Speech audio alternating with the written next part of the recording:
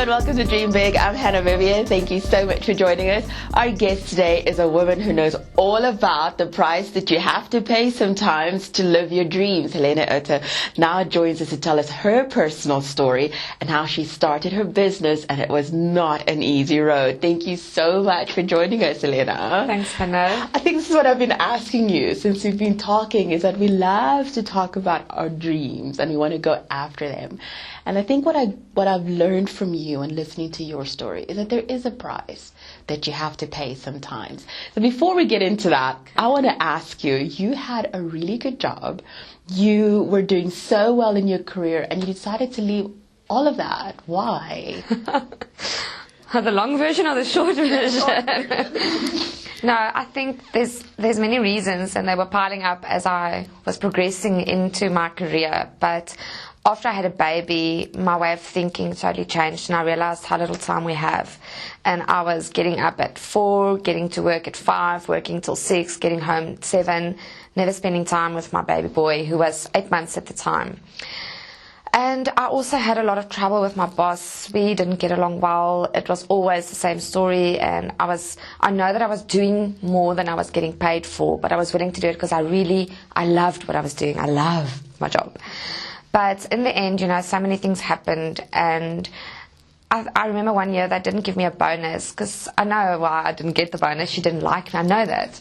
But that's not what they said. And I just realized that I'm handing my destiny to someone else on a plate, and the fact whether I get a bonus for Christmas or not, whether my kid gets a nice present, is whether someone likes me at work or not. And I just thought that's no way to live my life. And I needed to spend more time with my baby and my husband. And I just said, well, I'm 30. I think I was 29 then.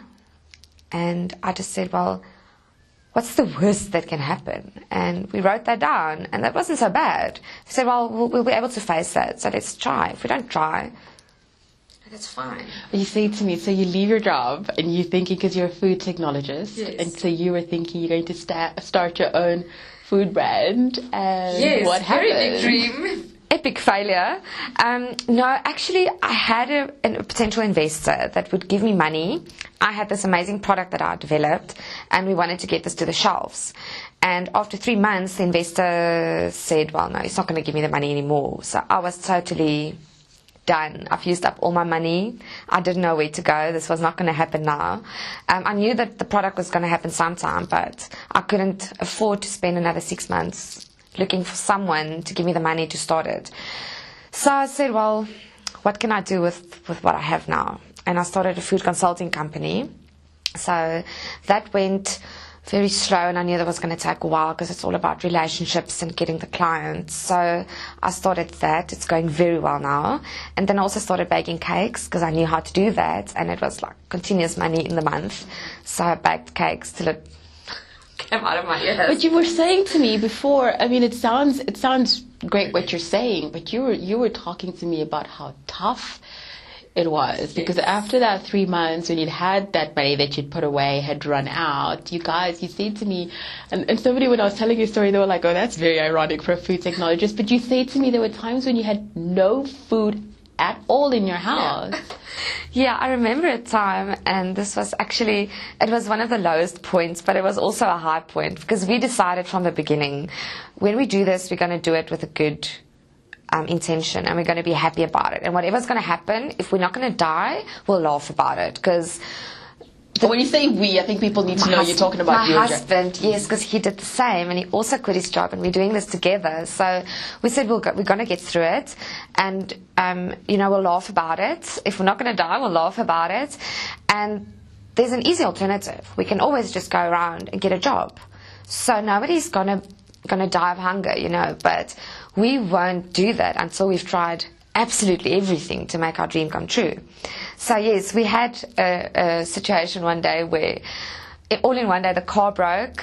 We didn't have money to buy food, so we borrowed 200 rand from the neighbors. Because when my husband, actually what happened is when he got to the fish and chip store, because we didn't have food in the house and the electricity was cut also, couldn't cook. So when he got to the fish and chip store and he wanted to pay, I think we had like 60 rand or something in the card left. It didn't work. It said declined. So they had frozen the account, and we're like, crap. And then the guy gave him the food to go home. And then as he was pulling into the driveway, the car broke down. And I was sitting on the porch. And I thought, why would he stop in the middle of the road? And he came back and he just looked at me. And I'm like, what now? He says, well, the car froze. Oh, and the car just broke down. So I don't know what we're going to do. And you say to me that in that moment you just both We laughed. laughed. We started laughing. So we borrowed 200 rand from the neighbors, and he went back to, he took the other car, so he went back to pay the guy for the food. And then we waited for the neighbors to go into the house because we were so embarrassed to ask them to pull the car, to push the car in for us, push the car in. And then we had like candlelight fish and chips, you know. So that was actually, it was great. And the next day a client came through and the money came into the bank and we could pay what we needed to pay. You say to me that in the times when it was really tough for you, you and your husband had, I call it a destiny wall now. Yeah. Is you would write stuff on this wall. What kind of stuff would you write on there that kept you going? Well, we just decided, you know, we need to break the rules because we become what we think about, and we've been so conditioned our lives through to think a certain way, and we just said, now we're going to break the rules. So we painted the wall green, and we said, now we're going to write on the wall. If we want to write on the wall, we're going to write on the wall. So we took like big cookies and we said, well, I'm going to get into ShopRite. You know, ShopRite said yes, or whatever. This store, that store said yes for my product. So that was in the beginning. None of that happened, but a lot of the other stuff happened. So the day I quit, I wrote it on the wall. The day actually I decided to pursue this dream, I also wrote that day on the wall, and next to it, a new beginning. And I remember, can I mention that now? Yes, I want to talk about it because I was so honored by that. But do share. No, so it was on the 7th of August last year. We decided we're going to go ahead and we're going to go for our dreams, and we started making the plans. But that's the day we made the decision to quit. That's not the day I quit, but it's the day I made the decision to quit. And I wrote it big at the top of the wall, 7th of August 2013, a new beginning. And then, well, a year went by and we were speaking, and you invited me, you know, that night when we were actually speaking about the charity event, and you invited me to the show, and I was so excited about that. And then I went to the wall to write it down, and I saw it's the 7th of August 2014, so it's exactly 1 year later, and I get invited to be a part of this, of your dream. And I just thought, you know, that's the reward for sticking with it. Because, and you say to me that one of the times when you didn't have money and you didn't have food, and then you would reach out to people that were close to you, and they'd be like, you kind of brought this upon yourself. What was that like? In the beginning it was very difficult, and I was very frustrated and was almost offended, because why can't they see that I'm building my dream? But I realized that my dream isn't their dream, and you can't, you know, people are obsessed with conformity, and everybody says you have to go to school, get a job, be a good person, work there for 40 years, and then die. I don't know what then, you know, where's my life gone? So you can't expect people to be in your mind and have that mind shift. And I've worked 4 years to get my mind right. I can't expect them to have that mindset, you know, within an instant. So it was difficult, but I realized that, you know what, if I have to borrow some money from someone and they're not happy about it, but they'll give me the money, I take the money because I know I'm working on something bigger. I know I'm not taking it to go and buy, you know, a bunch of nonsense. So I know that I'm using that money, and I know where I'm going, even if they don't know. So I kind of make myself okay with that. And I know I'm going to pay them back 100 times. So you just, you know, get over it. Because you can't have everyone, if you have to live your life, you know, if everybody has to be happy with what you're doing, you'll never be happy. You said to me that one of the things that kept you going was you had a very strong why. What do you mean by that? I think that's the reason we do anything, you know, or stick to anything, is the reason why you're doing it, the purpose of it.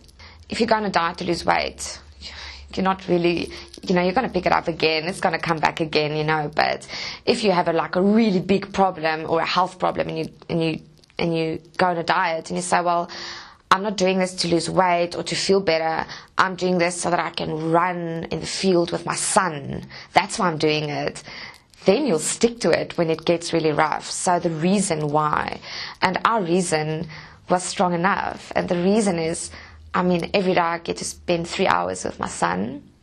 That's a big reason. If I have to eat, toast and eggs for another year, that's fine.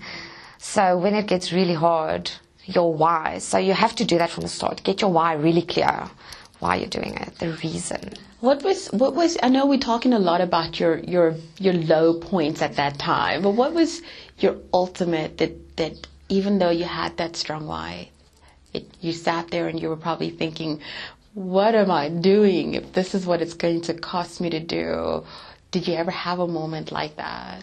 Yes, I actually did. I was delivering a cake to someone, and on the way there, my phone got cut off. So I didn't pay that month. So on the way to delivering the cake, it was cut off.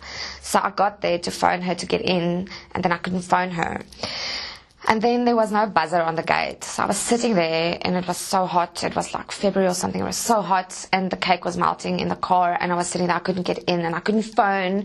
And then the car was broken, so I couldn't switch the car off to go and get a phone to phone her, because then I wouldn't get it to start again. And I was parked like this, so there's no ways that I could get someone to push me again. So I was standing there, and I'm thinking, really? So then the most amazing, and I think that, God comes through for us, so often we don't see it all the time, but there's this guy sitting having lunch under the tree in his pickup truck, and him and his buddy, they're having pop and sauce, and they're sitting there chatting, and he comes to me and he says, "Mommy, what is wrong?" And I said to him, because I was crying, and I was looking at the phone, and I'm like, I can't even phone my husband to tell him what's happening. And he's like, "Why are you crying?" And I say, "No, I need to deliver this cake." And I tell him the story. He's like, "No, you can use my phone, but I don't have airtime." And I'm like, "I'm sorry, I can't even give you 10 rand for airtime." He says, "Well, I've got 10 rand, so I'll go and buy airtime, put it on my phone." So he went there, he stopped his lunch, he went to the shop, bought airtime, brought me the phone. I phoned the lady. And as I drove out, I thought, well, it wasn't so bad. There's angels all over. But I think maybe if that guy wasn't there that day, I may have just gone to the bottle store and got him a big bottle of wine and just had that. No, stolen. I would have stolen wine. So while now, Helena, you are at that place where you're beginning to see the fruit of your labor, and you're beginning to see all those hard times when you couldn't pay for your fish and chips and all of those things. It's coming together now and it's paying off.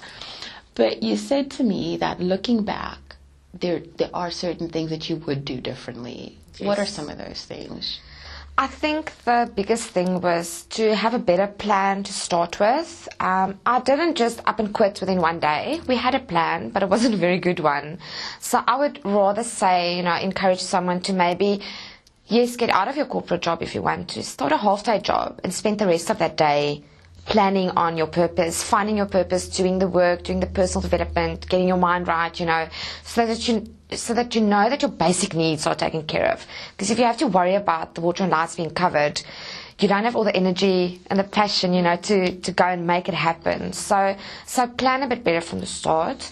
And if you think it's going to take 3 months, cover yourself for 6 months or 8 months or a year, because you don't know how long it's going to take. And the last thing you want is get into it for 6 months and then say, well, I'm going to lose the house this month, so I need to go back and get a job. And then it's so much more difficult to get back, to start again. You were saying to me, though, that even in the hardest times that you went through, when it was really like crunch time now, you just refused. You were not going to go back to an 8-hour, or in your case, you were working more than 8 hours a day.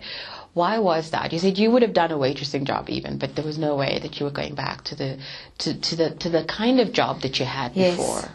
I think I was scared that if I did that, I would declare defeat on myself, and say, well, I can't do this. And I think there's always a way, and we don't always see that. So we think, no, this is not going to work. They were right, And I think it's a bit of arrogance, maybe, saying, you know what, I will make this work. I will show them. But it's not about them, it's about me. So I think if I had to go back and say, I'm going back and finding a job, then I would have given up on my own dream, and I wasn't prepared to do that, not at all. And what is that? What is that dream that you had? My big dream is to have, number one, my own food brand on the shelves, internationally if it's possible. That'd be great. And then my life's purpose will be that I've discovered recently actually, is that I want to help and inspire others. So I have to make this, and I have to make it work well, because I want to teach others that it's possible, no matter where you come from, no matter where you've been. Okay, you were saying to me when we were having this discussion about doing this interview, you were like, I don't feel like I'm really there yet. But I think for me, what was inspiring about your story is just that a year after you'd made that decision, you were talking about the new beginning, so much has happened that you're actually standing on your own feet now.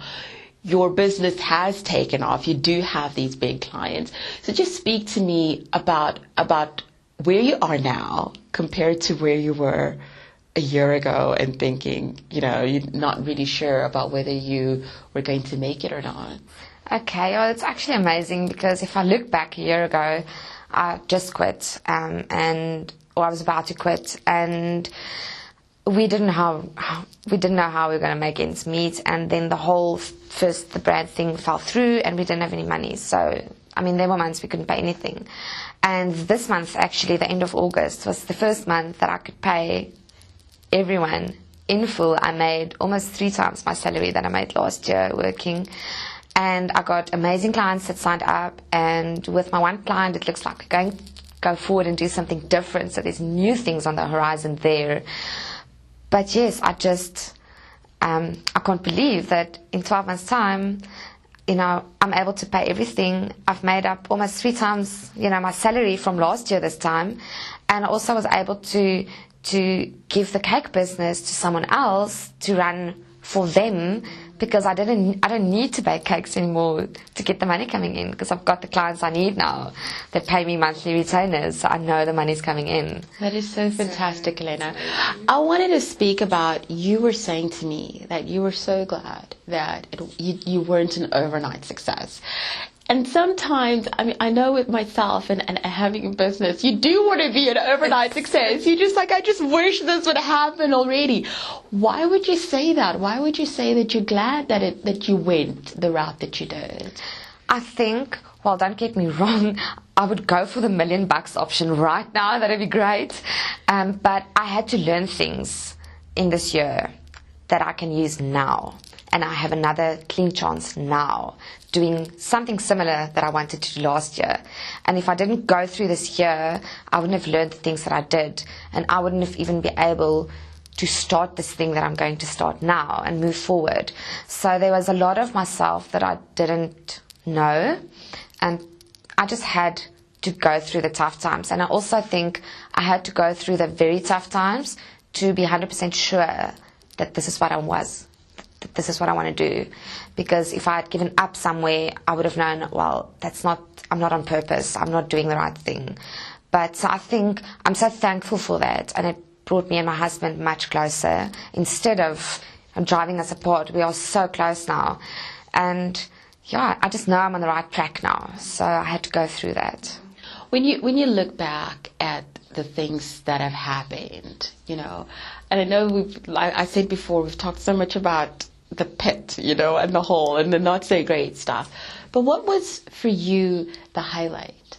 What was the turnaround where you were thinking to yourself that, what, this has been worth it, everything that I've been through? I think there has been so many. There has not been one big highlight, but I think last month when I signed my 3rd client contract, and I was driving home, and I wanted to phone my husband to say, I got the client. And I remember phoning him, and I couldn't even get the words out. It was like, I got the client. So this means that from this month on, we are going to make it. We have a couple of people still wanting some missed money from us, and we'll make that up. But at least now we don't have to worry anymore about covering the basic needs. That was such a big win for me, because now all of my energy can go into focusing on the next big thing and not worrying anymore. So not having to worry is amazing. Yeah. What is your big takeaway from everything that you've been through? You know what? I think life is short, and so what if it goes wrong? Because I think I would have died in that job, in that environment, doing that to myself. And I think my eyes just opened to life. And that's something that took a while, and it's difficult to grasp, but once you grasp it, and once you know that life is this short, it's a blink of an eye, and it's gone, and this is not a dress rehearsal, you get one chance. And once you know that, then suddenly things don't seem so scary anymore, you know. Losing your house isn't the worst thing in the world that can happen to you. And living your life not on purpose and being unhappy, that's the worst thing that can happen. So I think that was my big win, is that I realized how short it is. But at the same time, when I was speaking with you, you were saying that, you know, you get these people that are like, the money doesn't really matter, I just want to be happy. Yeah. And you were saying that's absolute nonsense. That is nonsense. Who would not want to be rich? I think people are just lazy, and they are scared, and they have excuses. And I don't mean to sound offensive at all. I was that person as well. But people will say now, you know, I don't have talent like you, or, you know, I'm too short, or too fat, or too small, or too thin, or too tall. You know, there's always some excuse. And I think people say that because they're scared to try, and they're scared to fail because they're scared of what other people think. And that should be the last thing that you're concerned about. Well, I have to ask you this, because the issue of not having money and having people hound you for their money is such a real thing. And I was listening to a recording that my mentor, who is a multi-millionaire, was sharing with us. And because she'd gone through health issues and things that they'd never expected, and had found themselves in deep debt. And she was just saying that for the first time in about 2 years, they didn't have debt. And I'm thinking, but you're like a multi-millionaire. How does that happen? Yeah. But you were talking about how you handle that. And I think that sometimes, and I hear these stories with entrepreneurs, that is one of the things that really, that the drive is there. But just having people hound them constantly, just like, okay, well, I'd rather just go back and have a job and pay these people and get them off my back. How did you handle that? Well, in the beginning it was very difficult because I didn't know how to, and then I sought some expert advice, and also one of my mentors told me how to handle it, and that helped me a lot. The thing is just that if you owe someone, say, 5,000 Rand, and you have to pay them 500 Rand every month, if you phone them and you tell them, listen, I can only give you 300 Rand for the next 6 months, they have to take that offer. They can't hound you for more. And you know what? You have to be adamant with them, but not arrogant. So you have to tell them, listen, I know this is a story, that was the situation, this is the new situation. This is the best that I can do. Until my situation changes, I can't give you anything more than that. And then they have to accept that, and 9 out of 10 times they will. They'll first try and push you for as much as they can, but if you can only give them 50 Rand, which I have done with many places that I owe them 3,000 a month, and I'll give them 50 Rand a month. And commit to it. Commit to it. Stay on. If you tell them you're going to pay 50 Rand on the 20th, you pay 50 Rand on the 20th. If you have to steal that money, just keep to that commitment. Don't steal the money, but you know what I mean. So just keep to that commitment and be proactive about it. So approach them and say, listen, you know, keep your side clean. Don't avoid them. But I also must say, sometimes it's difficult because sometimes people will keep on phoning you. Like, I know there's one specific place will phone me on the 10th. Then I'll tell them, listen, we've got an arrangement. I will pay you the 500 Rand on the 28th. Then they will phone me the 11th and say, listen, I just want to make sure that we're going to stick to this arrangement. But before they can tell you that, they have to go through this long a thing of making sure they're speaking to the right person, and they have to get your information. Then they have to read you some line on the Credit Act and I don't know what else. So it's like every time it's like a 15-minute conversation. And I got so angry with this lady, and I said, please stop phoning me. You can phone me if I don't commit to that date. But please stop phoning me every day to make sure that I will pay the money, because you're dragging me down, because it drags you down emotionally. And I will now, if I see that number, I will not answer it if I have kept my commitment, because I don't need that 15 minutes. If it's 15 minutes from 10 people a day, you know, that's a lot of time. It's 2 hours a day of negative conversation. Oh, Helena, thank you so much. I don't know if there's anything that you would like to share with us that I haven't asked you and you're thinking, oh, she didn't ask me that. There's one thing, I think, and it's just I would like to say to anyone else there who's out there who's got a dream, don't let anybody steal your dream. Don't allow them to.